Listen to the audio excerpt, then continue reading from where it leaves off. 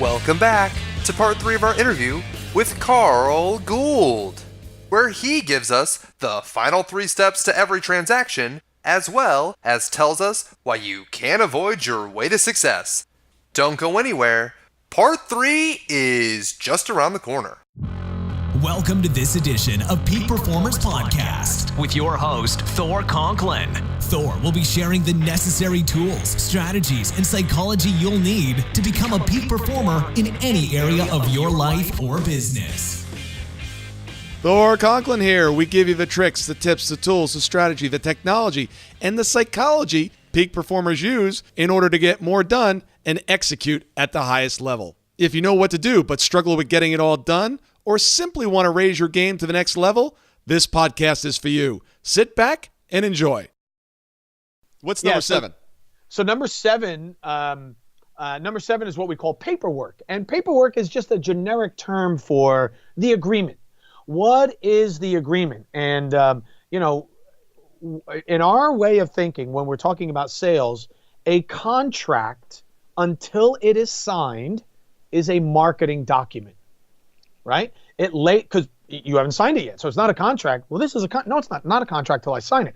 So the terms and conditions, how you describe what it's like to do business with you, we want that document to be as friendly as possible, as user friendly as possible, as easy as possible to read and understand. Because if it's so onerous to work with you, if I've got to sign my life away, if I have a 20-page document just to come and eat at your restaurant, I don't want to do that. So most business owners, their agreements are the bitter, I've been betrayed, jaded, protect me form, right? So when we've all been there. Yeah. You get started in business and it's a handshake. And then you get screwed over. So no more handshakes. So now we have a very easy one-pager. And then you do your one-pager that says, I'm going to do this, you're going to pay me that, and then we're going to do this around this time.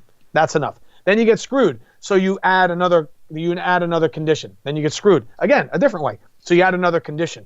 10 years into business, now you have a 4-page contract with 14 chapters because you're trying to protect yourself against all the ways you got screwed. So what most people do with their contracts is they're trying to heal a past relationship on their current prospect. It's not fair, and it gets in the way. I mean, so many people have gotten cold feet and not signed the agreement because there was something in the fine print that you didn't mention. Yeah. Oh, no, but that'll never happen. It's just there just in case. Well, guess what? The people who enforce a contract are never the people who sign the contract. Yeah. Right? Absolutely. It's 2 attorneys that don't know each other, hired by 2 people who can't get along and who are no longer talking to each other. That's right. So, you know what I mean? So yep. And so when it comes to paperwork, I'm not by any means suggesting that you put yourself in unnecessary risk, but you've got to look at what the probability of something happening is. So I'm going to go back a little bit, but this will illustrate the point. In 2001, after 9/11, I still had my construction company, and I was a home builder. And I remember in 2002, I go to renew my insurance, and this one liability policy I had went from $2,000 a year to $28,000. And I thought, did somebody die on my property and I'm not aware of it? Like, why did this go up? And you know what? All the insurance companies across the board put as a clause for all their business clients, terrorist insurance. Yeah. And I said, wait a minute. I don't know if you know New Jersey all that well, but I was in the insurance business. So yeah, I know exactly where you're going with this. Right. I was building in the boondocks. I built log cabins. Now think about where you would build a log cabin. I dare say that's one of the last places you would target for a terrorist strike. And so I'm saying to these guys, I'm like, look, I get it. If you came back to me and said your policy went from $2,000 to $2,500 because we have this new threat in our lives that we never had, I could understand that. But they literally said, we have to protect ourselves in case of like a plane crash or something. I said, really? Someone's going to steal a plane so they can ram down my log cabin in the woods somewhere in the Pocono Mountains? I doubt it, guys. And so they made it so onerous. I'm using an exaggerated case, but they made it so onerous that I was like, I can't do business with you. Yeah. It's ridiculous, So you got to be careful there, and you don't want to overdo it, Number 8. Number 8 is called approval. Now, quick quiz, and I know I can't see your listeners and viewers right now, so I'm going to ask them to just blink once if the answer is yes, and blink twice if the answer is no, and I'll know what you blink. So think about this for a moment. Number 8 is what we call approval, but you got to take a test first before I tell you. The test is yes, blink once, no, blink twice. Can a car salesman sell you a car? Go. All right. Some of you passed. Well done. You blinked once. You were wrong. Those that blinked twice, you were right. I got it right. You got it right. Yes. A car salesman is not authorized to sell you a car. They can't give you the keys. So think about it. So number 8 is approval, which means there's always a third party that you have to be concerned about. So even if you and I decide on a handshake deal that I'm going to buy your couch, at your next garage sale, you're going to go home, tell your better half, hey, I think I sold the couch. And your better half is going to say, no, you didn't. I don't think I want to sell the couch. There's always a third party that has to sign off on just about any sale. So you go in to buy a car. You meet with the salesperson. Like you said, they put you in the car. They qualify you. They help you fill out the paperwork. But when you're ready to buy, they take you to the finance manager or the office manager or the sales manager. There's always a third party. And so we have to make sure that when we're in the process of selling our products and services, we have to make sure that we're also aware of who the other hidden decision makers are, and making sure that we are coaching the prospect that's in front of us on how to advocate for us when it comes time to talk that third party into the sale. Remember that movie Vacation, older movie Vacation with Chevy Chase? Yes. He buys that station wagon for the movie Vacation, and he goes home. Everything the salesperson told him, so his wife didn't make him take the car back. Number 9. Number 9 is the close. And while this is, if you've done all the other steps, then the close should be somewhat academic. However, we've all gone to a movie this year. Pick the movie, you've all been to one, where at the very end, when they're just about to do the deal, somebody gets cold feet, right? And it happens. Because the moment you put pen to paper, or you're on that DocuSign or that electronic signature, that's when you're making the full commitment. And as soon as you sign, there's no going back, right? And so you have to make sure that you've done the first 8 steps very well, built rapport.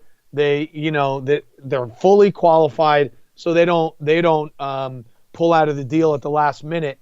And the worst place you can come in when it comes to sales is second place. Yeah. And the Olympics are on right now, right? So you come in second place, they throw you a parade, put a medal around your neck and sing your national anthem. You come in second place, you have spent the company's resources for a long period of time. You've wasted your time, and you've lost the sale more than likely to a competitor. Yep. So you've helped your competitor's business along the way. You've hurt yours and helped theirs at the same time. So you want to make sure when we go all the way back to qualify, that's when you decide, am I going to take this person through the remainder steps of the sales process, or are you a client later, or are you just part of my marketing funnel until such time that you fit into my ideal client profile? Absolutely love this. I always say it's not a closed deal until the wire goes through. Yeah.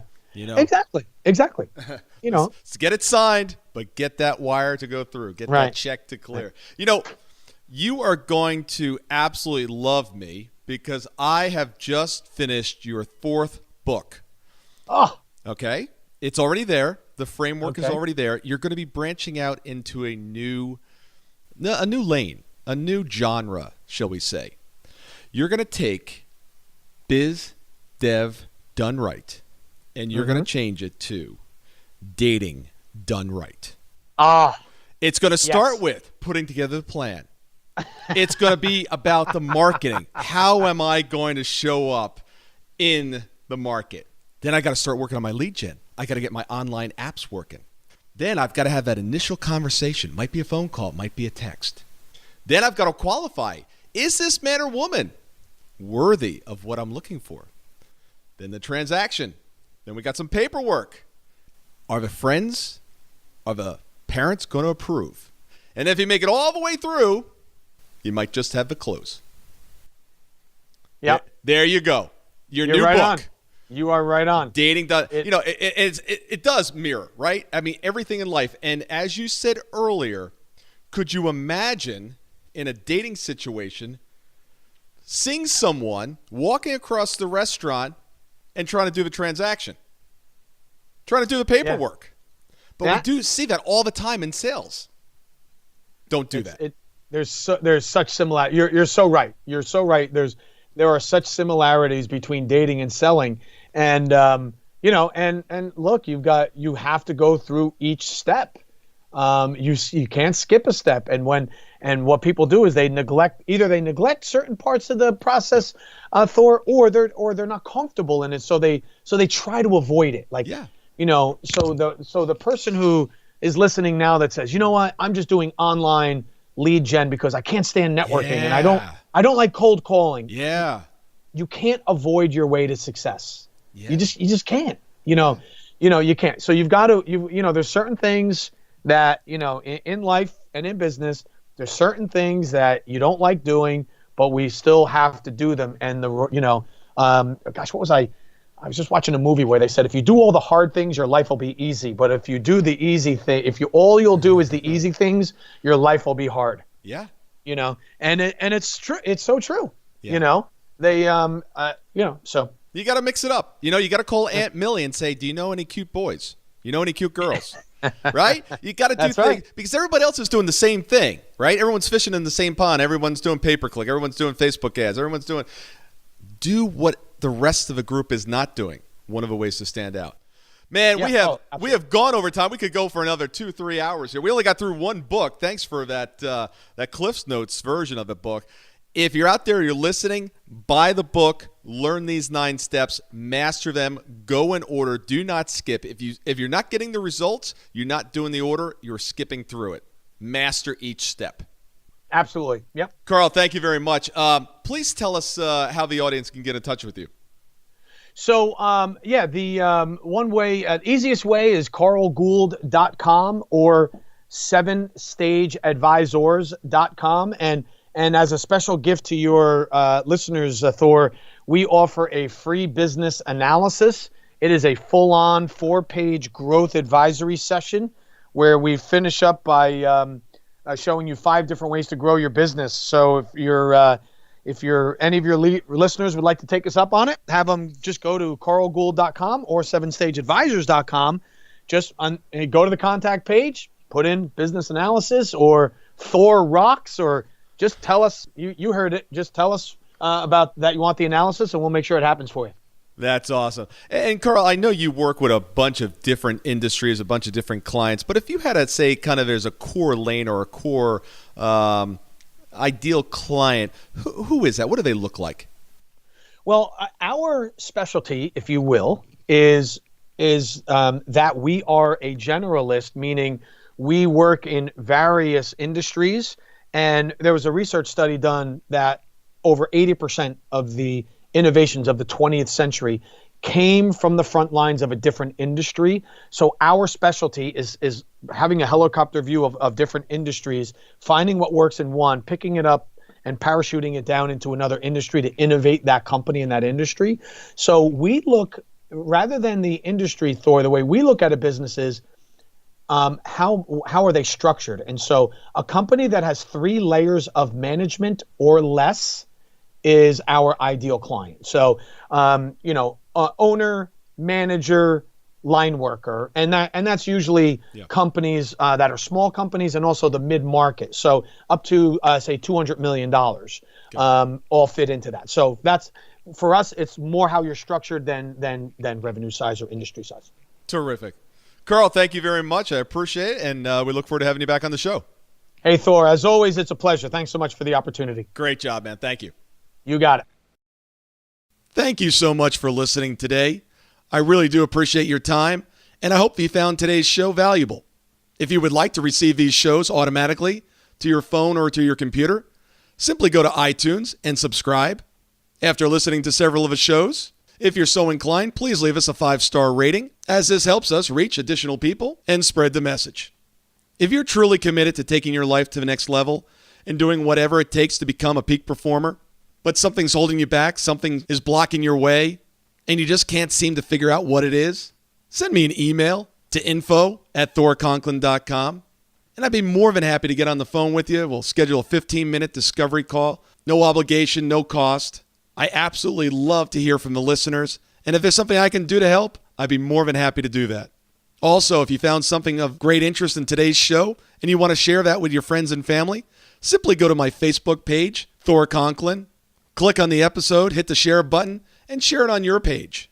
You can follow me at Twitter at Thor Conklin. The website is thorconklin.com. We're constantly adding new free resources, discussing additional tricks, tips, tools, and strategies on how to be a peak performer.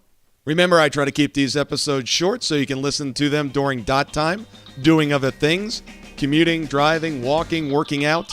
Decide to be a peak performer in all that you do. And until tomorrow, have an absolutely amazing day.